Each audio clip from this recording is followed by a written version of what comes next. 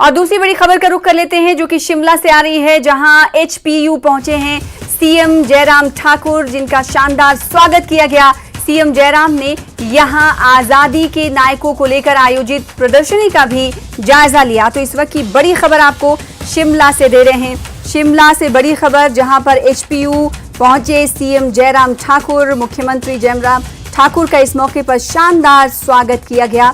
CM Jairam ने यहां आजादी के नायकों को लेकर आयोजित प्रदर्शनी जो लगाई गई थी उसका भी जायजा लिया।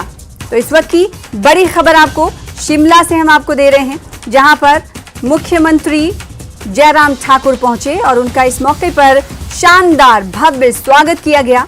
सीएम जयराम ठाकुर ने यहां पर जो प्रदर्शनी लगाई गई थी आजादी के नायकों को लेकर, उसका भी जायजा लिया।